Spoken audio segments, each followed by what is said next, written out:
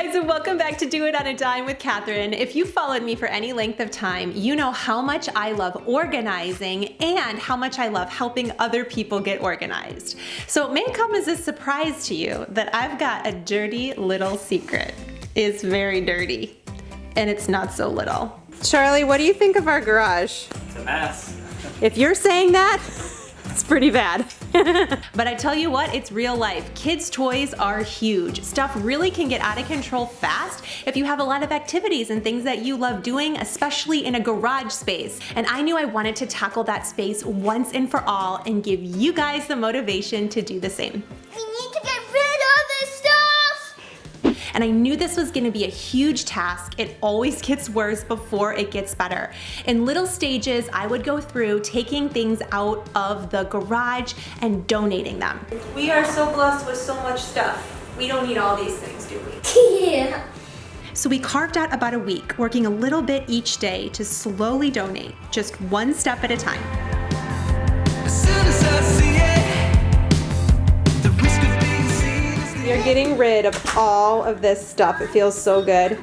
Platypus. We're gonna donate this to someone else. We also sold a ton of our stuff. I actually made over $400 selling things on Facebook Marketplace. So we can take that money and actually use it for the stuff that we enjoy. And I am not gonna sugarcoat it. Decluttering is hard and a lot of work, even for a professional organizer.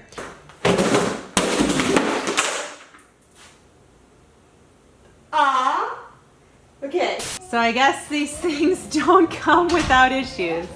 Why? Charlie, how much do you love this project, scale of 1 to 10? 0. As we were decluttering, I reminded myself that this was not about deprivation and losing stuff. It was more about intentionality. The more you let go of, the more you find. Just saying.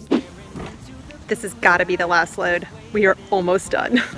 someday certain of what awaits them. The first area we created was an extension of our house with our deep freezer and a little backpack area.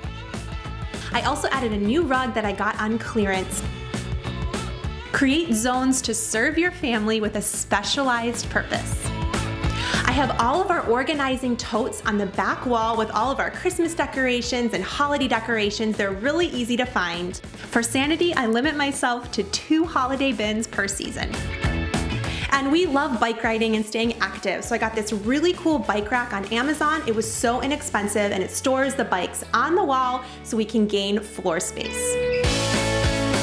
I also found on Amazon a wall organizer for all of our garden tools and all of our wreaths. It makes things really easy to see and keeps them up off the floor.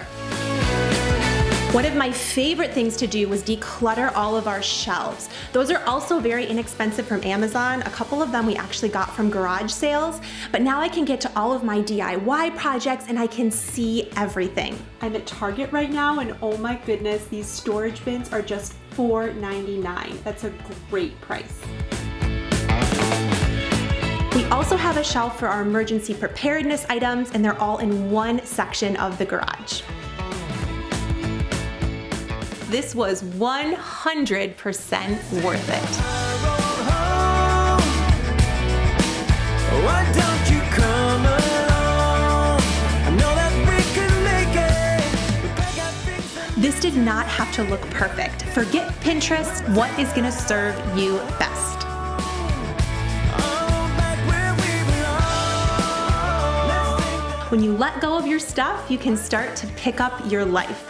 I feel so free of the things that we got rid of, and I hope this video motivates you. If it did, you leave it a big thumbs up, and I know you want more content like this. I am so grateful for you guys. Hit that subscribe button if you like getting organized on a dime. I'll catch you guys in the next video. Bye. Carson, what are you sitting on? Trash? Well, this trash is somebody else's treasure. That's the cool thing about when you get rid of stuff, right? I learned at school today. What'd you learn at school? So, did you know that your heart is a treasure? Truer words were never spoken.